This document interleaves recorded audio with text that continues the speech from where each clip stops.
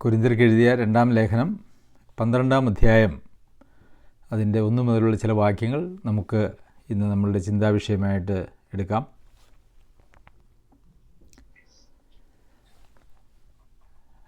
പ്രശംസിക്കുന്നതിനാൽ പ്രയോജനമില്ല എങ്കിലും അത് ആവശ്യമായിരിക്കുന്നു. ഞാൻ കർത്താവിൻ്റെ ദർശനങ്ങളെയും വെളിപ്പാടുകളെയും കുറിച്ച് പറവാൻ പോകുന്നു. പ്രശംസ എന്ന് പറയുന്ന വിഷയം ഈ കൊരിന്ത്യർക്ക് എഴുതിയ രണ്ടാം ലേഖനത്തിൽ അതിൻ്റെ പല അധ്യായങ്ങളിലും നമ്മൾ അതിനെക്കുറിച്ച് ചിന്തിക്കുകയുണ്ടായി. പൗലോസ് അപ്പോസ്തലൻ എന്തുകൊണ്ടാണ് താൻ പ്രശംസിക്കുന്നതിനെക്കുറിച്ച് ഇത്രയേറെ പല ഭാഗങ്ങളിൽ പറയേണ്ടി വരുന്നത് എന്നുള്ളതിന് ഒരു കാരണമുണ്ട്. പൗലോസ് അപ്പോസ്തലൻ കൊരിന്ത്യയിൽ നിന്ന് പോയതിന് ശേഷം തൻ്റെ പിന്നാലെ ഉപദേശവുമായിട്ട് കൊരിന്ത്യയിൽ വന്നതായിട്ടുള്ള ആളുകൾ ഒരു തെറ്റായ ക്രിസ്തുവിനെ, തെറ്റായ ആത്മാവിനെ, തെറ്റായിട്ടുള്ള സുവിശേഷത്തെ പ്രസംഗിച്ച് അനേകം ആളുകളെ വിശ്വാസത്തിൽ നിന്നും ക്രിസ്തുവിനോടുള്ള ഏകാഗ്രതയിൽ നിന്നും തെറ്റിച്ച് കളയുന്നു എന്നുള്ളൊരു കാര്യം നമ്മൾ പഠിച്ചിട്ടുണ്ടായിരുന്നുവല്ലോ. അവരൊക്കെ സഭകളിൽ വന്ന് വളരെ മനോഹരമായ നിലയിലാണ് ആളുകൾക്ക് കേൾക്കാൻ ഇമ്പമുള്ള നിലയിൽ പഠിപ്പിക്കുകയും സത്യവചനവും വിശ്വാസവും വിട്ട് പൗലോസ് അപ്പോസ്തലൻ പഠിപ്പിച്ചതായ സത്യവചനവും വിശ്വാസവും വിട്ട് അവർ തെറ്റായിട്ടുള്ള വിശ്വാസത്തിലേക്ക് പോയി അങ്ങനെ വിശ്വാസത്തിൽ നിന്ന് തന്നെ അവർ വഴുതിപ്പോകുന്നു എന്നുള്ളൊരു സാഹചര്യം വരികയും അങ്ങനെ വന്നതായിട്ടുള്ള ആളുകൾ അവർ വളരെ വാക്സാമർഥ്യമുള്ളവരും ആളുകളെ ഒരുപക്ഷെ പറഞ്ഞ് ഫലിപ്പിക്കുവാൻ വളരെ പ്രാപ്തിയുള്ളവരുമായിട്ടുള്ള ആളുകളൊക്കെ ആയിരുന്നു. എന്നാൽ പൗലോസ് അപ്പോസ്തലന് എൻ്റെ പ്രസംഗം എന്ന് പറയുന്നത് ആത്മാവിൻ്റെയും ശക്തിയുടെയും പ്രദർശനത്താലാണ്. എന്നാൽ പിന്നീട് വന്നതായിട്ടുള്ള ആളുകൾ ഈ ആത്മാവിനെയും ദൈവശക്തിയെയും സത്യവചനവുമൊക്കെ വിട്ടിട്ട് കേൾപ്പാൻ ഇമ്പമുള്ളതായ ദുരുപദേഷ്ടാക്കന്മാരുടെ വാക്കുകളെ പിന്തുടർന്നു പോയി എന്ന് മാത്രവുമല്ല, പൗലോസ് അപ്പോസ്തലൻ ഒരു അപ്പസ്തോലനാണോ എന്നുള്ളതിന് തന്നെ ഒരു ചോദ്യം ചെയ്യുന്ന, തൻ്റെ അപ്പസ്തോലത്വത്തെ ചോദ്യം ചെയ്യുന്ന, താൻ പഠിപ്പിച്ചതായിട്ടുള്ള കാര്യങ്ങളിലെ അല്ലെങ്കിൽ തന്നിലൂടെ വെളിപ്പെട്ടതായിട്ടുള്ള ആത്മീയ സത്യങ്ങളെ ചോദ്യം ചെയ്യുന്നതായിട്ടുള്ള ഒരവസ്ഥ വരെ അവിടെ വന്നു എന്നുള്ളത് നമുക്ക് കാണുവാനായിട്ട് സാധിക്കും. അപ്പോൾ അങ്ങനെയുള്ള സാഹചര്യങ്ങളിൽ താൻ സംസാരിച്ചതും പ്രസംഗിച്ചതും താനിപ്പോൾ എഴുതുന്നതുമായിട്ടുള്ള കാര്യങ്ങളെല്ലാം അത് ദൈവാത്മാവിൽ നിന്നും ദൈവിക ആലോചനയാലാണ് എന്നുള്ളത് സ്ഥാപിക്കുക എന്നുള്ളതാണ് പൗലോസ് അപ്പോസ്തലൻ്റെ ലക്ഷ്യമെന്ന് പറയുന്നത്, ഈ പ്രശംസയുടെ ലക്ഷ്യം. എന്നാൽ പൗലോസ് അപ്പോസ്തലൻ എന്ന വ്യക്തിയിൽ പ്രശംസിക്കുവാനായിട്ട് എന്തെങ്കിലും ഉണ്ടെങ്കിൽ അതെൻ്റെ ബലഹീനതകളെക്കുറിച്ചാണ് ഞാൻ പ്രശംസിക്കുക. അതല്ലാതെ പൗലോസ് അപ്പോസ്തലൻ്റെ എന്തെങ്കിലും കഴിവുകളെക്കുറിച്ച് പ്രശംസിക്കുവാൻ ഞാൻ തുനിയുന്നില്ല എന്ന് പറഞ്ഞ് കഴിഞ്ഞ അധ്യായത്തിൽ നമ്മൾ ചിന്തിച്ചു. താൻ കടന്നുപോയതായിട്ടുള്ള ധാരാളമായിട്ടുള്ള സംഭവങ്ങൾ, കഷ്ടങ്ങൾ, പീഡനങ്ങൾ, അതിനെക്കുറിച്ചാണ് ഞാൻ പ്രശംസിക്കുവാനായിട്ടിരിക്കുള്ളൂ. അതല്ലാതെ ഒരു വ്യക്തി എന്നുള്ള നിലയിൽ എനിക്ക് പ്രശംസിക്കുവാനായിട്ടൊന്നുമില്ല. നമുക്ക് ഗലാത്യർക്ക് എഴുതിയ ലേഖനത്തിലും പൗലോസ് അപ്പോസ്തലൻ പറയുന്നത് ക്രൂശിക്കപ്പെട്ടവനായ കർത്താവായ യേശു ക്രിസ്തുവിങ്കലല്ലാതെ എനിക്ക് പ്രശംസിക്കുവാനായിട്ടൊന്നുമില്ല എന്നാണ്.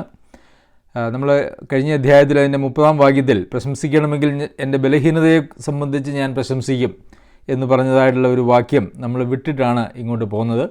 കാരണം അത് 12-ാം അധ്യായത്തിൽ വീണ്ടും അതിൻ്റെ വിശദാംശങ്ങൾ നൽകുന്നു എന്നുള്ളതുകൊണ്ടാണ്.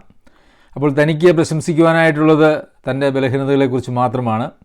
എന്നാൽ വേറെ ചില പ്രശംസ, അതായത് തന്നിലൂടെ വെളിപ്പെട്ടതായിട്ടുള്ള ദൈവവചനം ദൈവത്തിങ്കിൽ നിന്നും തൻ്റെ ആത്മാവിനാൽ താൻ പ്രാപിച്ചതാണ് എന്നുള്ളത് കൊരിന്തിലെ സഭയിലെ വിശ്വാസികൾക്ക് ഉറപ്പാക്കി കൊടുക്കേണ്ടതിന് വേണ്ടി പൗലോസ് അപ്പോസ്തലൻ കുറച്ചുകൂടി ആഴത്തിൽ താൻ എവിടെ നിന്നാണ് പ്രാപിച്ചത്, തന്നെ ദൈവം ഏത് നിലയിലാണ് കൈക്കൊണ്ടത്, താനൊരു അപ്പസ്തോലൻ തന്നെയോ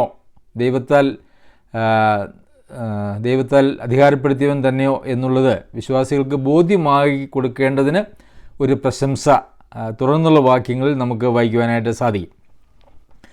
പ്രശംസിക്കുന്നതിനാൽ പ്രയോജനമില്ല എങ്കിലും അത് ആവശ്യമായിരിക്കുന്നു. എന്തുകൊണ്ടാണ് അത് ആവശ്യമായിരിക്കുന്നത് എന്നുള്ളതിനെക്കുറിച്ചാണ് ഞാനിപ്പോൾ നിങ്ങളോട് പറഞ്ഞത്. അതിൻ്റെ പശ്ചാത്തലമാണ് പറഞ്ഞത്. ഞാൻ കർത്താവിൻ്റെ ദർശനങ്ങളെയും വെളിപ്പാടുകളെയും കുറിച്ച് പറയുവാൻ പോകുന്നു. അപ്പോൾ പൗലോസ് അപ്പോസ്തലന് താനൊരു അപ്പസ്തോലനാണ്, തൻ്റെ അപ്പസ്തോലത്വത്തെ ചോദ്യം ചെയ്തു എന്നൊക്കെ നമ്മൾ വായിച്ചുവല്ലോ. തുടർന്നുള്ള വാക്യങ്ങൾ വായിക്കുമ്പോഴും അതിനെക്കുറിച്ച് നമുക്ക് കാണാനായിട്ട് സാധിക്കും. 12-ാമത്തെ വാക്യത്തിലേക്ക് വരുമ്പോൾ അപ്പസ്തോലൻ്റെ ലക്ഷണങ്ങൾ പൂർണ്ണ സഹിഷ്ണുതയിലും അടയാളങ്ങളാലും അത്ഭുതങ്ങളാലും വീര്യപ്രവൃത്തികളാലും നിങ്ങളുടെ ഇടയിൽ വെളിപ്പെട്ടു വന്നുവല്ലോ എന്ന് അവിടെ നമ്മൾ വായിക്കുന്നുണ്ട്. അപ്പോൾ അതെന്തൊക്കെയാണ് എന്നുള്ളതിനെ സംബന്ധിച്ചാണ് പൗലോസ് അപ്പസ്തോലൻ ഇവിടെ വിശദീകരിക്കുന്നത്. ക്രിസ്തുവിലുള്ള ഒരു മനുഷ്യനെ ഞാൻ അറിയുന്നു. അവൻ 14 സംവത്സരം മുമ്പേ 3-ാം സ്വർഗത്തോളം എടുക്കപ്പെട്ടു. ശരീരത്തോടെയോ എന്ന് ഞാൻ അറിയുന്നില്ല, ശരീരം കൂടാതെയോ എന്നും അറിയുന്നില്ല, ദൈവം അറിയുന്നു. ആ മനുഷ്യൻ പറുദീസയോളം എടുക്കപ്പെട്ടു. ശരീരത്തോടെയോ ശരീരം കൂടാതെയോ എന്ന് ഞാൻ അറിയുന്നില്ല, ദൈവം അറിയുന്നു. മനുഷ്യനെ ഉച്ചരിപ്പാൻ പാടില്ലാത്തതും പറഞ്ഞുകൂടാത്തതുമായ വാക്കുകളെ അവൻ കേട്ടു എന്ന് ഞാൻ അറിയുന്നു. അവനെക്കുറിച്ച് ഞാൻ പ്രശംസിക്കും, എന്നെക്കുറിച്ചോ എൻ്റെ ബലഹീനതയിൽ അല്ലാതെ ഞാൻ പ്രശംസിക്കുകയില്ല. ഇവിടെ പൗലോസ് അപ്പോസ്തലൻ ഒരു മനുഷ്യനെ ഞാൻ അറിയുന്നു എന്ന് പറയുന്നത് തന്നെക്കുറിച്ച് തന്നെയാണ്. അത് നിങ്ങൾക്ക് അറിയാമെന്ന് ഞാൻ വിചാരിക്കുന്നു. പൗലോസ് അപ്പോസ്തലൻ 14 സംവത്സരം മുമ്പ് 3-ാം സ്വർഗത്തോളം എടുക്കപ്പെട്ടു. അതിന് മുമ്പത്തെ വാക്യങ്ങൾ നമ്മൾ വായിച്ചത് കർത്താവിൻ്റെ ദർശനങ്ങളെയും വെളിപ്പാടുകളെക്കുറിച്ച് പറയാൻ പോകുന്നെന്ന് പറഞ്ഞതിന് ശേഷമാണ് ഇത് പറയുന്നത്.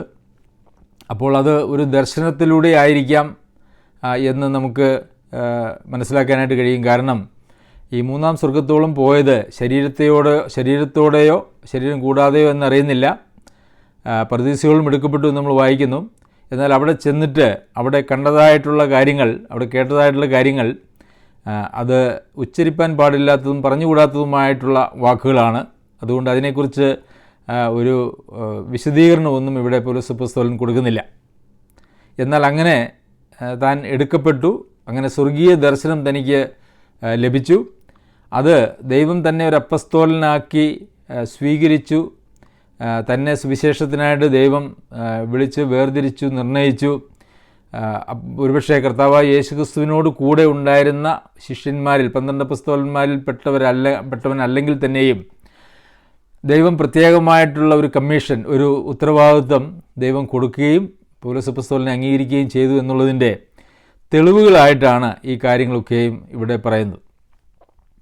അവനെക്കുറിച്ച് ഞാൻ പ്രശംസിക്കും, എന്നെക്കുറിച്ച് എൻ്റെ ബലഹീനതയിലല്ലാതെ ഞാൻ പ്രശംസിക്കുകയില്ല. ഇപ്പോൾ പൗലോസ് അപ്പോസ്തലൻ്റെ 2 വശങ്ങളെക്കുറിച്ചാണ് ഇവിടെ പറയുന്നത്. ഒരു വ്യക്തി എന്നുള്ള നിലയിൽ, ഒരു മനുഷ്യൻ എന്നുള്ള നിലയിൽ പൗലോസ് അപ്പോസ്തലന് തന്നെക്കുറിച്ച് പ്രശംസിക്കുവാനായിട്ട് യാതൊന്നുമില്ല. എന്നാൽ ദൈവം സ്വീകരിച്ച, അംഗീകരിച്ച ഒരു സുവിശേഷകൻ അല്ലെങ്കിൽ അപ്പസ്തോലൻ എന്നുള്ള നിലയിൽ ദൈവം തനിക്ക് കൊടുത്തതായിട്ടുള്ള വെളിപ്പാടുകൾ, ദർശനങ്ങൾ, അങ്ങനെ താൻ അംഗീകരിക്കപ്പെട്ടു ദൈവസന്നിധിയിൽ എന്നുള്ളതിനെക്കുറിച്ച് ഉള്ള ഒരു പ്രശംസ മാത്രമേ ഉള്ളൂ. അപ്പോൾ ഇവിടെ നിന്ന് നമുക്ക് മനസ്സിലാക്കുവാൻ കഴിയുന്നതായിട്ടുള്ളൊരു കാര്യം, നമ്മളിൽ തന്നെ പ്രശംസിക്കുവാനായിട്ട് നമുക്ക് ഒന്നുമില്ല. പിന്നെ ദൈവം നമുക്ക് നൽകിയതായിട്ടുള്ള ഏതെങ്കിലും കാര്യത്തിൽ ഉള്ള പ്രശംസയാണെങ്കിൽ അത് നമ്മളുടെ അല്ല. അതായത് ദൈവം നമുക്ക് നൽകിയതൊന്നും നമ്മളുടെ സ്വന്തമല്ലല്ലോ. നമുക്ക് സ്വന്തമായിട്ടുള്ളതിൽ മാത്രമേ പ്രശംസിക്കുവാനായിട്ട് നമുക്ക് അവകാശമായിട്ടുള്ളൂ. നമുക്ക് സ്വന്തമായിട്ടുള്ളത് ഒന്നുമില്ല, അല്ലേ?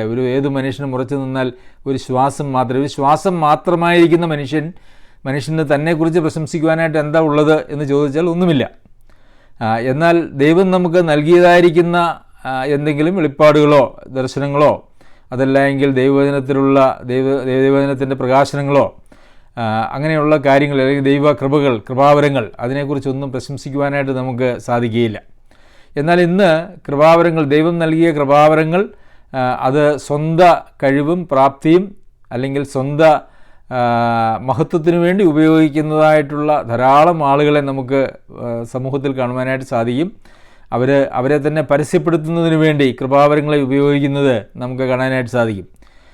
എന്നാൽ യഥാർത്ഥത്തിൽ അവർ ദൈവവഴിയിലാണോ, ദൈവം കൊടുത്ത കൃപാവരങ്ങളാണോ, അതെയോ എന്തെങ്കിലും കൺകെട്ട് വിദ്യകളാണോ എന്നുള്ളത് മറ്റൊരു വലിയ ചോദ്യമാണ്. അതൊരു കൃപാവരമാണ് എന്ന് അവർ അവകാശപ്പെടുന്നതുകൊണ്ടാണ് അങ്ങനെ കൃപാവരം സ്വന്തം മഹത്വത്തിനായിട്ട് ഉപയോഗിക്കുവാൻ ഒരിക്കലും പാടില്ല എന്നുള്ള കാര്യം ഞാൻ സൂചിപ്പിച്ചത്. അവിടെ ഒരു ദൈവിക പരിപാടി ഉണ്ട് എന്ന് ഞാൻ ആത്മാർത്ഥമായിട്ടും വ്യക്തിപരമായി ഞാൻ ചിന്തിക്കുന്നില്ല. പ്രിയമുള്ളവരെ, നമ്മളൊക്കെ പലപ്പോഴും നമ്മളുടെ ബുദ്ധിഭ്രമത്തിൽ, കഴിഞ്ഞ അധ്യായത്തിൽ നാം പൗലോസ് അപ്പോസ്തലൻ്റെ വാക്കുകളെ കടമെടുത്ത് ഉപയോഗിച്ചാൽ, നമ്മളുടെ ബുദ്ധിഭ്രമത്തിൽ, നമ്മുടെ സുബോധമില്ലായ്മയിൽ നാം പലപ്പോഴും നമ്മളുടെ പല കാര്യങ്ങളെക്കുറിച്ചും പ്രശംസിക്കുന്നവരാണ്. നമ്മളുടെ ബുദ്ധിയെക്കുറിച്ചോ അല്ലെങ്കിൽ നമ്മുടെ പരിജ്ഞാനത്തെക്കുറിച്ചോ നമ്മളുടെ ഭൗതികമായ ജീവിത സാഹചര്യങ്ങളെക്കുറിച്ചോ ഒക്കെ നമുക്ക് പ്രശംസിക്കുവാൻ ഒന്നുമില്ല എന്നറിഞ്ഞിട്ട് പോലും പലരും ഇന്ന് അങ്ങനെ പ്രശംസിക്കുന്നതായിട്ടുള്ള ഒരു സാഹചര്യമുണ്ട്. കാരണം ലോകത്തിൻ്റെ ഗതി എന്ന് പറയുന്നത് അതുതന്നെയാണ്. ലോകത്തിൽ ആളുകൾ പ്രശംസിക്കുന്നതായിട്ടുള്ള ധാരാളം ആളുകളുണ്ടല്ലോ. അവരുടെ പാരമ്പര്യങ്ങളെക്കുറിച്ചും പാരമ്പര്യ സഭകൾ അല്ലെങ്കിൽ മതങ്ങളെക്കുറിച്ച്, പാരമ്പര്യ വിശ്വാസങ്ങളെക്കുറിച്ച്, അവരുടെ ധനസമൃദ്ധിയെക്കുറിച്ച്, അതല്ലെങ്കിൽ അവരുടെ സൗന്ദര്യത്തെയോ ആരോഗ്യത്തെയോ അവരുടെ വിദ്യാഭ്യാസ യോഗ്യതകളെയോ അവരുടെ അങ്ങനെയുള്ള ഭൗതികമായിട്ടുള്ള കാര്യങ്ങളെക്കുറിച്ച് പ്രശംസിക്കുന്നതായിട്ടുള്ള ഒരു ലോകമാണ് നമുക്ക് ചുറ്റുമുള്ളത്. എന്നാൽ അങ്ങനെയൊന്നും പ്രശംസിക്കുവാനായിട്ടില്ലാത്ത ആളുകളെ പരിഗണിക്കാത്തതായിട്ടുള്ളൊരു ലോകവുമാണ് നമ്മുടെ ചുറ്റുമുള്ളത്. അപ്പോൾ സ്വാഭാവികമായിട്ടും അങ്ങനെ ഒരു ഭോഷത്വത്തിലേക്ക് നമ്മളും പെട്ടുപോകാനായിട്ടുള്ളൊരു സാധ്യതയുണ്ട്.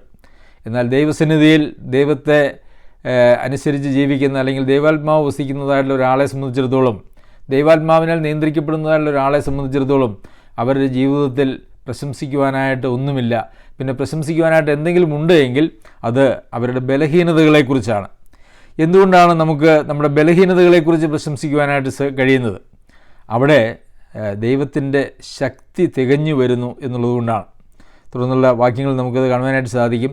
അപ്പോൾ നമ്മുടെ പ്രശംസ എന്ന് പറയുന്നത് ദൈവത്തിൻ്റെ ശക്തി, ദൈവത്തിൻ്റെ കൃപ, ദൈവത്തിൻ്റെ ആലോചനകൾ അതൊക്കെ നമുക്ക് ലഭിക്കുന്നു. നമ്മുടെ ജീവിതത്തിൻ്റെ ബലഹീന സന്ദർഭങ്ങളിലാണ് അതൊക്കെ നമുക്ക് ലഭിക്കുന്നത് എന്നുള്ളതുകൊണ്ട് മാത്രമാണ് നമുക്ക് ഈ ലോകത്തിൽ പ്രശംസിക്കുവാനായിട്ട് സാധിക്കുന്നത്. അങ്ങനെയേ നമുക്ക് പ്രശംസിക്കുവാനായിട്ട് പാടുള്ളൂ. നമ്മൾ വളരെ ദുഃഖത്തിലോ വേദനയിലൂടെയോ ദുഃഖത്തിലൂടെയോ ഒക്കെ കടന്നു പോകുമ്പോൾ നമ്മൾ അങ്ങനെയുള്ള സാഹചര്യങ്ങളിലാണ് ദൈവത്തിൽ നിന്നുള്ള ശക്തിയും ആശ്വാസവും ബലവും കൃപയും പ്രാപിക്കുവാനായിട്ട് നമുക്ക് സാധിക്കുന്നത്. എന്നാൽ പൊതുവിലുള്ള ഒരു പ്രശ്നം എന്ന് പറയുന്നത് അങ്ങനെയുള്ള ബുദ്ധിമുട്ട്, കയ്യേറ്റം, അതുപോലെ പൗലോസ് അപ്പോസ്തലൻ കഴിഞ്ഞ അധ്യായത്തിൽ പറഞ്ഞതായിട്ടുള്ള കാര്യങ്ങളൊന്നും സഹിക്കുവാനായിട്ട് അതിലൂടെ കടന്നു പോകുന്നത് വഴി ദൈവകൃപയും ദൈവത്തിൻ്റെ ശക്തിയും ആലോചനയും പ്രാപിക്കുവാനായിട്ട് മനുഷ്യർക്ക് മനസ്സില്ല. എന്തെങ്കിലും ഒരു പ്രതിസന്ധി ജീവിതത്തിൽ ഉടലെടുക്കുമ്പോൾ തന്നെ അത് മാറിപ്പോകേണ്ടതിന് വേണ്ടിയുള്ള ഒരു പോരാട്ടമാണ് പിന്നീട് ഉള്ളത് എന്നുള്ളത് നമുക്കറിയാം. എന്നാൽ ദൈവം നമുക്ക് വെച്ചിരിക്കുന്നതായിട്ടുള്ള പല അതിരുകളുണ്ട്. അത് നമ്മൾ മനസ്സിലാക്കേണ്ടതായിട്ടൊരു കാര്യമുണ്ട്. ദൈവം നമ്മളെ ചില ഞെരുക്കങ്ങളിലൂടെ കടത്തിവിടുന്നുവെങ്കിൽ ദൈവം വെച്ചിരിക്കുന്നതായിട്ടുള്ള ചില അതിരുകൾ ആണ് നമ്മുടെ ജീവിതത്തിൽ. അത് നമ്മെ ദൈവം പരിശീലിപ്പിക്കുന്നതിനും ഒക്കെ വേണ്ടിയിട്ടാണ് എന്നുള്ളത് നമുക്കറിയാമല്ലോ. നമുക്ക് ഇന്ന് ഏറ്റവും വലിയ ശക്തമായ അല്ലെങ്കിൽ ഗൗരവമായിട്ടുള്ള പരിശീലനമുള്ളത് പട്ടാളത്തിലാണ് എന്ന് നമുക്കറിയാം. പട്ടാളത്തിൽ തന്നെ ആർമിയിലാണ് വലിയ പരിശീലനമുള്ളത്. അവിടെ അവർ എഴുന്നേൽക്കുന്നതിന് സമയമുണ്ട്. അതുപോലെ തന്നെ അവർ കഴിക്കുന്നതായിട്ടുള്ള ഭക്ഷണത്തിന് നിയന്ത്രണങ്ങളുണ്ട്. അവരുടെ ഉറക്കത്തിന് അതിന് നിയന്ത്രണങ്ങളുണ്ട്. അവരുടെ എല്ലാ കാര്യങ്ങളിലും വളരെ ചിട്ടയോടുകൂടിയാണ് അവരെ പരിശീലിപ്പിച്ചെടുക്കുന്നത്. അതുപോലെ തന്നെ അവിടെയൊക്കെ പരിധികൾ വെച്ചിട്ടുണ്ട്. എല്ലാ കാര്യത്തിനും പരിധികൾ വെച്ചിട്ടുണ്ട്. നമുക്ക് ആവശ്യം പോലെ ഭക്ഷണം കഴിക്കാനായിട്ട് ഇവിടെ പറ്റില്ല. എന്നാൽ അവർ തരുന്നതായിട്ടുള്ള ഭക്ഷണം നമ്മുടെ ശരീരത്തിൻ്റെ ആരോഗ്യത്തിന് വേണ്ടിയുള്ളത് കഴിക്കണം.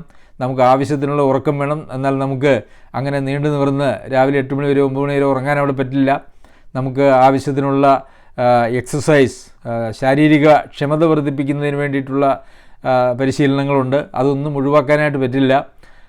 അതുപോലെ തന്നെ നമ്മുടെ ക്രിസ്തീയ ജീവിതത്തിൽ ഒരു വലിയ ആത്മീക പോരാട്ടം കഴിക്കുന്നതിന്, ദൈവത്തിന് പ്രയോജനമുള്ളതായിട്ടുള്ള മക്കളായിട്ട് തീർക്കുന്നതിന് ദൈവം ചില പരിശീലന പദ്ധതികളിലൂടെ നമ്മെ കടത്തിവിടും, നമ്മളെ ശുദ്ധീകരിക്കുന്നതിനൊക്കെ വേണ്ടിയിട്ട്. അതുകൊണ്ട് പ്രിയമുള്ളവരെ, അങ്ങനെയുള്ള ശുദ്ധീകരണത്തിന് വേണ്ടിയും അതുപോലെ തന്നെ നമ്മളെ പരിശീലിപ്പിക്കുന്നതിൻ്റെ ഭാഗമായിട്ടും ദൈവം നമ്മെ ഓരോ അവസ്ഥകളിലൂടെ കടത്തിവിടുമ്പോൾ അവിടെ ദൈവം നമ്മോട് കൂടെയുണ്ട് എന്നുള്ള ഒരു യാഥാർത്ഥ്യം നാം മനസ്സിലാക്കുകയും നാം അതിന് വിധേയപ്പെടുകയും ചെയ്യുമ്പോഴാണ് ദൈവത്തിന് നമ്മെ സംബന്ധിക്കുന്നതായിട്ടുള്ള പരിപാടി നമ്മളിൽ പൂർത്തിയാക്കാനായിട്ട് അല്ലെങ്കിൽ വളർത്തുവാനായിട്ട് സാധിക്കുകയുള്ളൂ. അപ്പോൾ നമ്മുടെ ബലഹീനതകളിലാണ് നമുക്ക് പ്രശംസിക്കുവാനായിട്ട് സാധിക്കുന്നത്. ഇവിടെ പൗലോസ് അപ്പോസ്തലന് വേണമെങ്കിൽ ഒരു വലിയ പ്രസംഗമൊക്കെ നടത്തി, ഞാൻ നിങ്ങളെപ്പോലെയൊന്നുമല്ല, ഞാൻ വളരെയേറെ ദൈവികമായിട്ടുള്ള നിയോഗങ്ങൾ ഈ നിലയിലൊക്കെ പ്രാപിച്ച ആളാണ് എന്ന് പരസ്യമായിട്ട് ഇതിനു മുമ്പേ തന്നെ പ്രസംഗിച്ച് നടക്കുവാനായിട്ട് കഴിയുമായിരുന്നു. എന്നാൽ അങ്ങനെയൊന്നും പൗലോസ് അപ്പോസ്തലൻ ചെയ്തില്ല. ഇന്നാണെങ്കിൽ ഇങ്ങനെയൊക്കെയുള്ളൊരു അവസ്ഥയിലൂടെ, ഒരു ദർശനത്തിലൂടെ ഒരാളെ കടത്തിവിട്ടാൽ അവരതിനെക്കുറിച്ച് 100 വട്ടം പ്രസംഗിച്ച് അതിൽ നിന്ന് അവരെ ദൈവം പ്രത്യേകമായി കാണുകയും അവരിലൂടെ മാത്രം ദൈവം പ്രത്യേകമായി പ്രവർത്തിക്കുകയും ചെയ്യുന്നു എന്നുള്ളതിന് വലിയ പബ്ലിസിറ്റി കൊടുത്ത് അതവരുടെ ഒരു ധനാഗമന മാർഗമാക്കി തീർത്തേനെ എന്ന് നമുക്കറിയാം. 14 സംവത്സരം മുമ്പ് നടന്നതായിട്ടുള്ള കാര്യമാണെങ്കിൽ പോലും ഇത് ആദ്യമായിട്ടാണ് അത് കൊരിന്തിലെ ഒരു സഭയ്ക്ക് ഒരു പ്രത്യേക സാഹചര്യത്തിൽ തൻ്റെ അപ്പസ്തോലത്വത്തെ വെല്ലുവിളിച്ച് തന്നിലൂടെ വെളിപ്പെട്ടതായിട്ടുള്ള ദൈവവചനത്തെ മാറ്റിമറിക്കുവാൻ ശ്രമിച്ച ഒരു പശ്ചാത്തലത്തിൽ മാത്രമാണ് ഈ കാര്യം പറയുന്നത്. എന്നാൽ പൗലോസ് അപ്പോസ്തലൻ അവിടെ പോലും പറയുന്നത് നമ്മൾ ശ്രദ്ധിക്കണം. ഞാൻ ഒരു മനുഷ്യനെ അറിയുന്നു, ആ മനുഷ്യൻ പരദീസയോടും എടുക്കപ്പെട്ടു, അവനെക്കുറിച്ച് ഞാൻ പ്രശംസിക്കും. അത് തന്നെക്കുറിച്ചാണ് എന്ന് തെളിവായി പറയുവാൻ പോലും പൗലോസ് അപ്പോസ്തലൻ കൂട്ടാക്കുന്നില്ല. തന്നിലേക്ക് അതിൻ്റേതായിട്ടുള്ള ഒരു മഹത്വവും വരരുത്, എന്നാൽ ആളുകൾക്ക് മനസ്സിലാകുകയും വേണമെന്നുള്ളതായ ഒരു മനോഭാവത്തിലാണ് അങ്ങനെ അപ്പോസ്തലൻ ഇങ്ങനെയുള്ള വാക്കുകൾ ഉപയോഗിച്ചിരിക്കുന്നത് എന്ന് നമുക്ക് കാണുവാനായിട്ട് സാധിക്കും. ദൈവം നമുക്ക് എന്തെങ്കിലും സാധ്യതകൾ അത് ഭൗതിക നിലകളിലോ ആത്മീയ നിലകളിലോ തന്നിട്ടുണ്ടെങ്കിൽ അതിനെ സംബന്ധിച്ച് പ്രശംസിച്ച് അത് നമ്മളുടെ മഹത്വത്തിനായിട്ട് ഉപയോഗിക്കുവാനായിട്ട് പാടില്ല എന്നുള്ളത് നമുക്ക് ഇവിടെ നിന്ന് മനസ്സിലാക്കുവാനായിട്ട് സാധിക്കും. അവനെക്കുറിച്ച് പ്രശംസിക്കും, എന്നെക്കുറിച്ചും എൻ്റെ ബലഹീനതകളിലെല്ലാം ഞാൻ പ്രശംസിക്കില്ല. പ്രിയമുള്ളവരെ, നമുക്കെല്ലാം വിവിധ നിലകളിലുള്ള ബലഹീനതകളുള്ള ആളുകളാണ്. ഈ കഴിഞ്ഞ ആഴ്ച ഞാൻ നമ്മുടെ ചർച്ചിലെ ഒരു സഹോദരനുമായിട്ട് അങ്ങനെ സംസാരിച്ചപ്പോൾ അദ്ദേഹം പറഞ്ഞു, വളരെ കഷ്ടത്തിലൂടെയാണല്ലോ, പരീക്ഷയിലൂടെയാണല്ലോ ദൈവം ഞങ്ങളെ കടത്തിവിടുന്നത് എന്ന് പറഞ്ഞു. ഇപ്പോൾ സഹോദരനൊന്നും അങ്ങനെയുള്ള കഷ്ടങ്ങളുള്ളതായിട്ട് ഞങ്ങൾക്ക് കാണുന്നില്ല, ഞങ്ങൾ ആണ് അങ്ങനെയൊക്കെ കടന്നു പോകുന്നത്. ഞാൻ പറഞ്ഞു, സഹോദര, നിങ്ങൾ പലരും അല്ലെങ്കിൽ ഒരുപക്ഷെ ആരും തന്നെ അറിഞ്ഞിട്ടില്ലാത്ത വളരെ വേദനാജനകമായിട്ടുള്ള സന്ദർഭങ്ങളിലൂടെയൊക്കെ ഞങ്ങൾ കഴിഞ്ഞ 3-4 വർഷങ്ങളിൽ കടന്നുപോയി.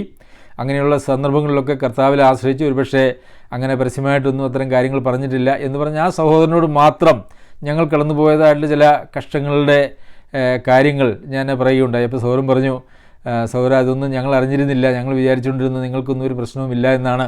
എന്നാൽ പ്രിയമുള്ളവരെ, അങ്ങനെയല്ല. ദൈവം നമ്മെ വളരെ പരിശോധനയിലൂടെ കടത്തിവിടും. അത് നമ്മയൊക്കെ പരിശീലിപ്പിക്കുന്നതിനും നമ്മളെ ശക്തന്മാരാക്കുന്നതിനും ദൈവകൃപ, ദൈവിക പ്രവൃത്തി നമ്മളുടെ ജീവിതത്തിൽ കാണിക്കുന്നതിനും വേണ്ടിയാണ്. പലപ്പോഴും നമ്മൾ ആഗ്രഹിക്കുന്നത് ദൈവത്തിൻ്റെ പ്രവൃത്തി നമ്മളിലൂടെ വെളിപ്പെടേണ്ടത് നമ്മളുടെ ഏതെങ്കിലും ഒരു രോഗത്തിന് ഒരു വലിയ ഒരു അത്ഭുതകരമായിട്ടുള്ള ശാന്തി കിട്ടുകയോ അല്ലെങ്കിൽ നമ്മളുടെ ഏതെങ്കിലും മറ്റ് പ്രയാസങ്ങൾക്ക്, സാമ്പത്തിക ക്ലേശങ്ങൾക്ക് നമ്മൾ പ്രതീക്ഷിക്കാത്ത നിലയിലുള്ളൊരു പരിഹാരം വരികയോ ചെയ്യുന്നതിലാണ് നമ്മൾ ദൈവത്തിൻ്റെ കൃപയും അല്ലെങ്കിൽ ദൈവത്തിൻ്റെ അത്ഭുത പ്രവൃത്തികളെ നമ്മൾ കാണുവാനായിട്ട് ശ്രമിക്കുന്നത്. എന്നാൽ അത് അങ്ങനെയല്ല. അങ്ങനെയും ദൈവം ചെയ്യാം എന്നുള്ളതൊരു യാഥാർത്ഥ്യമാണെങ്കിലും അങ്ങനെ തന്നെയല്ല ദൈവം ചെയ്യുന്നത്. നമ്മളെ ബലഹീനമായ അവസ്ഥകളിലൂടെ കടത്തിവിട്ട് ആ ബലഹീനമായിട്ടുള്ള അവസ്ഥകളിൽ ദൈവത്തിൻ്റെ ശക്തിയും കൃപയും ആസ്വദിക്കാനായിട്ട് നമ്മെ അനുവദിക്കുന്നത് അത് വലിയൊരു അത്ഭുത പ്രവൃത്തി തന്നെയാണ്. ദൈവത്തെ അനുഭവിക്കുക, ദൈവത്തെ അടുത്തറിയുക, ദൈവത്തിൽ ആശ്രയിച്ചുകൊണ്ട് അങ്ങനെ മുമ്പോട്ട് ജീവിക്കുക എന്നൊക്കെ പറയുന്നത് അതാണ് യഥാർത്ഥത്തിൽ നമുക്ക് ഈ ലോകത്തിൽ ഏറ്റവും വലിയ ധനം എന്ന് പറയുന്നത്. അതുകൊണ്ട് നമുക്ക് നമ്മുടെ ബലഹീനതകളിൽ പ്രശംസിക്കുവാനായിട്ട് കഴിയണം. പലപ്പോഴും നമ്മളുടെ ബലഹീനതകളിൽ നമ്മളൊരു ആത്മനിന്ദയുള്ള ആളുകളായിട്ടാണ് തീരാറുള്ളത് എന്നുള്ളത് വലിയ സങ്കടമാണ്. കാരണം നമ്മെ ഇന്നത്തെ റോയ് സഹോദരൻ്റെ ക്ലാസ്സും പ്രസംഗവും ഇതിനോടനുബന്ധിച്ചായിരുന്നല്ലോ. നമുക്ക് എന്തെങ്കിലും പ്രശ്നമുണ്ടെങ്കിൽ അയ്യോ ദൈവം എന്നോട് ഇങ്ങനെ എന്തിനു ചെയ്തു എന്ന് പറയുകയും നമ്മൾ പിറുപിറുക്കുകയും ഒക്കെ ചെയ്യുന്ന ആളുകളായിട്ടാണ് പൊതുവേ നമ്മൾ തീരാറുള്ളത്. എന്നാൽ അത് നമ്മളുടെ ഒരു തെറ്റായിട്ടുള്ള മനോഭാവമാണ്. നമുക്ക് ദൈവം ചില പരിധികൾ നമ്മുടെ ജീവിതത്തിൽ, നമ്മുടെ കുടുംബത്തിലോ അല്ലെങ്കിൽ സഭയിലോ അതല്ല എങ്കിൽ നമ്മുടെ വ്യക്തി ജീവിതത്തിലൊക്കെ ദൈവം ചില പരിധികൾ, ചില അതിരുകൾ വെച്ചിട്ടുണ്ടെങ്കിൽ അത് നമ്മെ സംബന്ധിക്കുന്ന ദൈവത്തിൻ്റെ നല്ല താല്പര്യം കൊണ്ടാണ് എന്നുള്ളത് നമ്മൾ മനസ്സിലാക്കണം. കർത്താവ് താൻ സ്നേഹിക്കുന്നവരെ ശിക്ഷിക്കുന്നത് നമ്മൾ വായിക്കുന്നുണ്ടല്ലോ. നമ്മൾ നമ്മുടെ മക്കളെ സ്നേഹിക്കുന്നത് കൊണ്ടാണ് അവർ തെറ്റ് ചെയ്യുമ്പോൾ അവരെ ശിക്ഷിച്ച് അവരെ നേരെയാക്കാനായിട്ട് നമ്മൾ ശ്രമിക്കാറുള്ളത്. അപ്പോൾ കർത്താവിൻ്റെ സ്നേഹത്തിൻ്റെ വഴിയിലാണ് നാം ഉള്ളത് എന്നുള്ളത് മനസ്സിലാക്കുന്നത് വളരെ പ്രധാനപ്പെട്ടതായിട്ടുള്ള കാര്യമാണ്. അതുകൊണ്ട് പ്രിയമുള്ളവരെ, നമുക്കെല്ലാവർക്കും വിവിധ നിലകളിൽ ബലഹീനതകളുള്ള ആളുകളാണ്. ഒരുപക്ഷെ എല്ലാവരുടെയും എല്ലാ കാര്യങ്ങളും ഒന്നും എല്ലാവരും അറിഞ്ഞുകൊള്ളണമെന്നില്ല. എന്നാൽ നമ്മുടെ ബലഹീനതയിൽ പ്രശംസിക്കുവാനായിട്ട് നാം തീരുമാനിക്കുകയും അതുപോലെ തന്നെ ആ ബലഹീനതയിൽ പ്രശംസിച്ചുകൊണ്ട് കർത്താവായ യേശുക്രിസ്തുവിൻ്റെ കൃപയും ശക്തിയും നമുക്ക് അനുഭവിക്കുവാൻ കഴിയുന്നതിന് വേണ്ടി നമ്മൾ കർത്താവിൽ ആശ്രയിക്കുകയും ചെയ്യുമ്പോൾ അത് നമ്മുടെ ക്രിസ്തീയ ജീവിതത്തിലെ, ആത്മീയ ജീവിതത്തിലെ പുതിയ ഒരു തലത്തിലേക്ക്, ജീവിതത്തെ ഒരു പുതിയ തലത്തിലേക്ക്, ഒരു പുതിയ അനുഭവത്തിലേക്ക്, അതല്ല എങ്കിൽ പുതിയ ഒരു പ്രൊമോഷൻ എന്ന് നമുക്കതിനെക്കുറിച്ച് പറയാനായിട്ട് സാധിക്കും. നമ്മളതിന് പലപ്പോഴും തയ്യാറാവാത്തത് കൊണ്ടാണ് നമ്മളുടെ ആത്മീയ ജീവിതം പലപ്പോഴും മന്ദീഭവിച്ചിരിക്കുന്നത്. നമുക്ക് നന്മയ്ക്കായിട്ട് ദൈവം അനുവദിക്കുന്ന, നമ്മെ വളർത്തുന്നതിനായിട്ട് ദൈവം അനുവദിക്കുന്നതായിട്ടുള്ള കാര്യങ്ങളെ അത് ശാപമായിട്ടോ അത് പിശാചിൻ്റെ ബന്ധനമായിട്ടോ അത് നമ്മളെ തകർക്കുവാനായിട്ടോ ഒക്കെയാണ് എന്ന് നമ്മൾ ചിന്തിക്കുമ്പോൾ യഥാർത്ഥത്തിലുള്ള ദൈവിക പരിപാടിയിൽ നിന്നും നാം മാറിപ്പോവുകയോ അല്ലെങ്കിൽ വഴുതിപ്പോവുകയാണ് ചെയ്യുന്നത്. അതുകൊണ്ട് നമ്മുടെ പ്രശംസകളെക്കുറിച്ച്, നമ്മുടെ ബലഹീനതകളെക്കുറിച്ച് ഞാൻ പ്രശംസിക്കും എന്ന് നമുക്ക് ഒരു തീരുമാനമെടുക്കാം. അവിടെ ദൈവത്തിൻ്റെ ശക്തി നമുക്ക് അനുഭവിച്ചറിയുവാനായിട്ടും സാധിക്കും. 6-ാമത്തെ വാക്യത്തിൽ, ഞാൻ പ്രശംസിപ്പാൻ വിചാരിച്ചാലും മൂഢനാകുകയില്ല, സത്യമല്ലോ പറയുന്നത്. എങ്കിലും എന്നെ കാണുന്നതിനും എൻ്റെ വായിൽ നിന്ന് കേൾക്കുന്നതിനും മീതെ ആരും എന്നെക്കുറിച്ച് നിരൂപിക്കരുത് എന്ന് വെച്ച് ഞാൻ അടങ്ങുന്നു. ഇവിടെ പ്രശംസിക്കാൻ ഞാൻ വിചാരിച്ചാലും മൂഢനാകുകയില്ല, കാരണം സത്യമാണ് പറയുന്നത്. ഇന്ന് പ്രശംസിക്കുന്നതായിട്ടുള്ള ആളുകൾ ധാരാളം അവർ യഥാർത്ഥത്തിൽ സത്യമല്ല പറയുന്നത്. സത്യമാണ് പറയുന്നതെങ്കിൽ അവരുടെ പ്രശംസയ്ക്കൊക്കെ വളരെ പരിമിതികൾ കാണും. ഇവിടെ നമുക്കറിയാം, പൗലോസ് അപ്പോസ്തലൻ പ്രശംസിക്കുന്നുണ്ടല്ലോ, എന്നാൽ തനിക്കുള്ള ഒരു മഹത്വത്തിന് വേണ്ടിയിട്ടല്ല പ്രശംസിക്കുന്നത് എന്ന് നമുക്ക് മനസ്സിലാക്കുവാനായിട്ട് സാധിക്കും. അതുകൊണ്ട് ഞാൻ പ്രശംസിക്കാൻ വിചാരിച്ചാലും മൂഢനാകുകയില്ല, സത്യമാണ് പറയുന്നത്. എങ്കിലും എന്നെ കാണുന്നതിനും എൻ്റെ വായിൽ നിന്ന് കേൾക്കുന്നതിനും മീതെ ആരും എന്നെക്കുറിച്ച് നിരൂപിക്കരുത് എന്ന് വെച്ച് ഞാൻ അടങ്ങുന്നു. അപ്പോൾ ഇപ്പോൾ വളരെ ചുരുക്കമായ ചില കാര്യങ്ങൾ പൗലോസ് അപ്പോസ്തലൻ ഇവിടെ പറഞ്ഞു ഒരു പ്രശംസയായിട്ട്.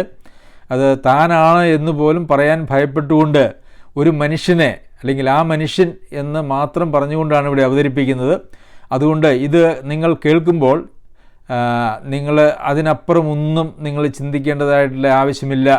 എന്നെക്കുറിച്ച് നിങ്ങൾ അങ്ങനെ വലിയ വെളിപ്പാട് കിട്ടിയ ഒരാളെന്നുള്ള നിലയിൽ നിങ്ങൾ എന്നെക്കുറിച്ചൊരു പബ്ലിസിറ്റി ചെയ്യാനോ അല്ലെങ്കിൽ അതിലെന്തെങ്കിലും മഹത്വം എനിക്ക് പ്രത്യേകമായിട്ട് നൽകാനോ ഒന്നും നിങ്ങൾ നിൽക്കണ്ട. ഞാനതിനെക്കുറിച്ച് അങ്ങനെ ഞാനീ പറഞ്ഞതിനപ്പുറം നിങ്ങളാരും എന്നെക്കുറിച്ച് നിരൂപിക്കരുത് എന്ന് പറഞ്ഞ് അത്രത്തോളം മാത്രം പറഞ്ഞ് അവിടെ നിർത്തുകയാണ് ചെയ്യുന്നത്. പിന്നെ വീണ്ടും 7-ാമത്തെ വാക്യത്തിൽ, വെളിപ്പാടുകളുടെ ആധിക്യത്താൽ ഞാൻ അതിയായി നിഗളിച്ചു പോകാതിരിക്കാൻ എനിക്ക് ജഡത്തിലൊരു ശൂലം തന്നിരിക്കുന്നു. ഞാൻ നിഗളിച്ചു പോകാതിരിക്കേണ്ടതിന് എന്നെ കുത്തുവാൻ സാത്താൻ്റെ ഒരു ദൂതനെ തന്നെ. നമുക്കെല്ലാവർക്കും വളരെ പരിചയമുള്ളതായ ഒരു വേദഭാഗമാണ്. നമുക്കറിയാം, പുതിയ നിയമ വെളിപ്പാടുകൾ ഏകദേശം ഭൂരിപക്ഷവും ദൈവം നൽകിയത് പൗലോസ് അപ്പോസ്തലനിലൂടെയാണ്. അപ്പോൾ ഏതൊരു മനുഷ്യനും നിഗളിച്ചു പോകാനായിട്ടുള്ള ഒരു സാധ്യത ഉണ്ട് എന്നുള്ളത് ഒരു യാഥാർത്ഥ്യമാണ്. കാരണം നിഗളം എന്ന് പറയുന്നത് നമ്മളുടെ ചുറ്റും ഉണ്ട്. നമ്മളുടെ ചുറ്റുമുള്ള ആളുകളിലൊക്കെ നമുക്ക് നിഗളം കാണുവാനായിട്ട് സാധിക്കും. അതുകൊണ്ട് നിഗളിച്ചു പോവുക എന്ന് പറഞ്ഞാൽ അത് വളരെ ഗൗരവമായിട്ടുള്ളൊരു പാപമാണ്. നിഗളത്തെക്കുറിച്ച് അതൊരു ഗൗരവമായിട്ടുള്ള പാപമാണ് എന്ന് പലപ്പോഴും നമ്മൾ ചിന്തിക്കാറില്ല. ഈ അന്ത്യകാലത്ത് ദുർഘട സമയങ്ങൾ വരുമെന്നറിയുക എന്ന് പറഞ്ഞുകൊണ്ട് അവിടെ ഒരു കുറേ പാപങ്ങളുടെ ഒരു ലിസ്റ്റ് പറയുന്നുണ്ട്. ആ ലിസ്റ്റ് എടുത്ത് പരിശോധിച്ചാൽ അതിൽ പകുതിയിലേറെയും നിഗളമോ അല്ലെങ്കിൽ അതോട് ബന്ധപ്പെട്ടതോ ആയ കാര്യങ്ങളാണെന്ന് നമുക്കറിയാം. പിശാച്, ഒരു ശ്രേഷ്ഠ ദൂതൻ എങ്ങനെയാണ് പിശാചായത് എന്ന് ചോദിച്ചാൽ അത് തൻ്റെ നിഗളത്തിൻ്റെ ഫലമായിട്ടാണെന്ന് നമുക്കറിയാം. ഇവിടെയും പൗലോസ് അപ്പോസ്തലനിലൂടെ ഇത്രയേറെ വെളിപ്പാടുകൾ ദൈവം കൊടുത്തപ്പോൾ താൻ നിഗളിച്ചു പോകാനായിട്ടുള്ളൊരു സാധ്യത പൗലോസ് അപ്പോസ്തലൻ ഇവിടെ കണ്ടിട്ട് ആ ശുശ്രൂഷയോടുകൂടി അല്ലെങ്കിൽ ആ വെളിപ്പാടുകളോടുകൂടി ഒരു ശൂലവും പൗലോസ് അപ്പോസ്തലന് കൊടുത്തു. ഈ മൂപ്പന്മാരുടെ യോഗ്യതകളെക്കുറിച്ച് പറയുമ്പോൾ അവിടെയും നിഗളിച്ചിട്ട് പിശാചിന് വന്ന ശിക്ഷാവധിയിൽ അകപ്പെട്ടു പോകാതിരിക്കേണ്ടതിന് പുതിയ ശിഷ്യൻ അരുത് എന്ന് നമ്മൾ വായിക്കുന്നുണ്ട്. പുതിയ ശിഷ്യൻ അരുത്, അതായത് മൂപ്പന്മാർക്ക് വേണ്ടുന്നതായിട്ടുള്ള എല്ലാ യോഗ്യതകളും ഉണ്ടെങ്കിൽ പോലും അവനൊരു പുതിയ ശിഷ്യനാണെങ്കിൽ അവൻ നിഗളിച്ചു പോകാനായിട്ടുള്ള സാധ്യത കൂടുതലാണ്. നിഗളിച്ചു പോയാൽ പിശാചിന് വന്ന ശിക്ഷാവധിയിലേക്ക് അകപ്പെടും. അതുകൊണ്ട് ഒരു പുതിയ ശിഷ്യനെ യോഗ്യതകളുടെ അടിസ്ഥാനത്തിൽ പോലും നിയമിക്കാൻ പാടില്ല. അവന് ഒരു മാനസികവും വൈകാരികവുമായിട്ടുള്ളൊരു പക്വത അവനുണ്ടാകേണ്ടത് ആവശ്യമാണ്. ഒരു പ്രായത്തിനൊരു പക്വതയുണ്ടല്ലോ, നമുക്കറിയാം. നമ്മളുടെ പ്രായത്തിൻ്റെ അളവെടുത്തു കഴിഞ്ഞാൽ സാധാരണഗതിയിൽ മനുഷ്യർ ഒരു പക്വതയോടെ ചിന്തിക്കാൻ ആരംഭിക്കുന്നത് ഏകദേശം 40-45 വയസ്സോടുകൂടിയാണ്. അതുവരെ അവർ വളരെ കൂടുതൽ വൈകാരികമായിട്ടൊക്കെ അല്ലെങ്കിൽ ബുദ്ധിപരമായിട്ടും അങ്ങനെ ഒരു തലത്തിൽ അവർ ജീവിക്കുന്ന ആളുകളായിരിക്കും. എന്നാൽ ഒരു 40-45 വയസ്സാകുന്നതോടുകൂടി ഒരു ഇരുത്തം വരും എന്ന് നമ്മൾ പറയാറുണ്ട്. അങ്ങനെ ഒരു ഇരുത്തം വരുന്ന ഒരു സാഹചര്യം പോലും ഒരു മൂപ്പന് യോഗ്യതയായിട്ട് പറയുന്നുണ്ട്. കാരണം എന്താണെന്ന് വെച്ചാൽ അല്ലാത്ത സാഹചര്യത്തിൽ അവർ നിഗളിച്ചു പോകാനായിട്ടുള്ള സാധ്യതയുണ്ട്. നിഗളിച്ചു പോയാൽ പിശാചിന് വരുന്ന ശിക്ഷാവധിയാണ് വരിക എന്നുള്ളത് നമ്മൾ തിമോഥെയോസിന് എഴുതിയ ലേഖനം 1-ാം ലേഖനം 3-ാം അധ്യായത്തിൽ വായിക്കുന്നുണ്ട്. അതുകൊണ്ട് നിഗളം എന്ന് പറയുന്നത് വളരെ ഗൗരവമായിട്ടുള്ളൊരു പാപമാണ്. പൗലോസ് അപ്പോസ്തലൻ നിഗളിച്ചു പോകാനായിട്ടുള്ളൊരു സാധ്യത കണ്ടിട്ടാണ് നിഗളിക്കാതിരിക്കാനായിട്ട് ഒരു ശൂലം പൗലോസ് അപ്പോസ്തലനിൽ കൊടുത്തു. ആ ശൂലം എന്താണ് എന്നുള്ളതിനെക്കുറിച്ച് സാത്താൻ ഞാൻ നിഗളിച്ചു പോകാതിരിക്കേണ്ടതിന് എന്നെ കുത്തുവാൻ സാത്താൻ്റെ ദൂതനെ തന്നെ എന്നാണ് ഇവിടെ പറഞ്ഞിട്ടുള്ളത്. അത് വ്യക്തമായിട്ട് പറഞ്ഞിട്ടില്ല. എന്നാൽ തൻ്റെ ശരീരത്തിലുള്ളതായ ഒരു ശാരീരിക അവശതയായിരുന്നു എന്നതിനെക്കുറിച്ചാണ് പറയുന്നുണ്ട്. നിങ്ങളുടെ കണ്ണ് ചൂഴ്ന്നെടുത്ത് എനിക്ക് തരുവാൻ നിങ്ങൾ ഒരുക്കമാകുമായിരുന്നു എന്നൊക്കെ പൗലോസ് അപ്പോസ്തലൻ പറയുന്നതിൽ നിന്നും തൻ്റെ കണ്ണിൻ്റെ കാഴ്ച സംബന്ധിച്ചൊരു പ്രശ്നമായിരുന്നു എന്നതിനെക്കുറിച്ച് പൊതുവെ ചിന്തിക്കുന്നുണ്ട്. എന്നാൽ അത് വ്യക്തമായിട്ട് നമുക്ക് അറിയില്ല. അത് ഒരു നിരീക്ഷണം മാത്രമാണ്.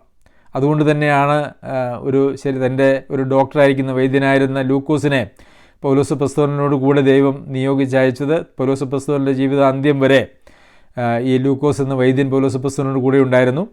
അതുകൊണ്ടാണ് പൗലോസ് അപ്പോസ്തലൻ്റെ ജീവിത ചരിത്രം തൻ്റെ അവസാന കാലഘട്ടം വരെ ലൂക്കോസിന് രേഖപ്പെടുത്താനായിട്ട് അപ്പോസ്തല പ്രവൃത്തികൾ എന്ന പുസ്തകത്തിൽ രേഖപ്പെടുത്താനായിട്ട് ലൂക്കോസിനെ ദൈവം നിയോഗിച്ചതും എന്ന് നമുക്ക് കാണുവാനായിട്ട് സാധിക്കും. അപ്പോൾ ദൈവം നമുക്ക് ചില നന്മകളും സാധ്യതകളും അല്ലെങ്കിൽ കൃപാവരങ്ങളും ഒക്കെ തന്നാൽ അതിനോട് ചേർന്ന് ദൈവം നമ്മളെ കുത്തുവാനായിട്ട് ചില ബലഹീനതകളും നമ്മളെ തരും. അതെന്തുകൊണ്ടാണെന്ന് വെച്ച് കഴിഞ്ഞാൽ നമ്മൾ നിഗളിച്ചു പോകാതിരിക്കേണ്ടതിനാണ്. നിഗളിച്ചു പോയാൽ ദൈവിക പരിപാടിക്ക് പുറത്താകും എന്നുള്ളതുകൊണ്ട് നമുക്ക് ദൈവം നൽകുന്നതായിട്ടുള്ള ആത്മീകമായിട്ടുള്ള അനുഗ്രഹങ്ങൾ ആണെങ്കിൽ പോലും അതിനോട് ചേർന്ന് അതിൽ നിഗളിച്ചു പോകാതിരിക്കേണ്ടതിന് വേണ്ടി ദൈവം ഒരു സാത്താൻ്റെ ദൂതനെ അല്ലെങ്കിൽ എന്തെങ്കിലും ഒരു ബലഹീനത നമ്മൾ പ്രശംസിച്ചു പോകാതിരിക്കാനായിട്ട് ദൈവം നൽകും എന്നുള്ളതൊരു സത്യമാണ്. അപ്പോൾ അത് നമ്മുടെ നന്മയ്ക്കാണോ തിന്മയ്ക്കാണോ എന്ന് നമുക്ക് പരിശോധിച്ചാൽ അത് നമ്മുടെ നന്മയ്ക്കാണ് എന്നുള്ളത് തർക്കത്തിന് ആവശ്യമില്ലാത്ത വിധം കൃത്യമായിട്ടുള്ള കാര്യമാണ്. അപ്പോൾ അതുകൊണ്ട് പ്രിയമുള്ളവരെ, നമ്മൾ പലപ്പോഴും നമ്മളുടെ പരിമിതികളെക്കുറിച്ച് വളരെ ദുഃഖിക്കുന്നവരും ആവലാതി പറയുന്നവരും പിറുപിറുക്കുന്നവരുമാണ്. എന്നാൽ അങ്ങനെ ഒരു അവസ്ഥ നമുക്ക് ആവശ്യമില്ല. നമ്മളെക്കാൾ ഏറെ കഷ്ടങ്ങളിലൂടെ പൗലോസ് അപ്പോസ്തലനെ ദൈവം കടത്തിവിട്ടു. അത് പൗലോസ് അപ്പോസ്തലൻ നിഗളിച്ചു പോകാതിരിക്കേണ്ടതിനും ഒക്കെ അതിനകത്തൊരു ഭാഗമുണ്ട് എന്നുള്ളത് നമുക്കറിയാം. നാമും നിഗളിച്ചു പോയിട്ട് ദൈവകൃപയിൽ നിന്നും വീണു പോകാതിരിക്കാനായിട്ട് നമ്മെയും ഒരുപക്ഷെ ദൈവം ചില പരിമിതികളിലൂടെയും വിടുന്നുവെങ്കിൽ അത് ഒരു ദൈവിക പരിപാടിയാണ് എന്നോർത്ത് നാം അതിന് വിധേയപ്പെടുകയും കീഴടങ്ങുകയും അങ്ങനെ കീഴടങ്ങുന്നതിലൂടെ ദൈവത്തിൻ്റെ ശക്തി നമ്മുടെ ബലഹീനതകൾ അനുഭവിക്കുവാനായിട്ടും ദൈവം നമ്മെ സഹായിക്കട്ടെ. ദൈവത്തിൻ്റെ അതിപരിശുദ്ധ നാമം വാഴ്ത്തപ്പെടുമാറാകട്ടെ.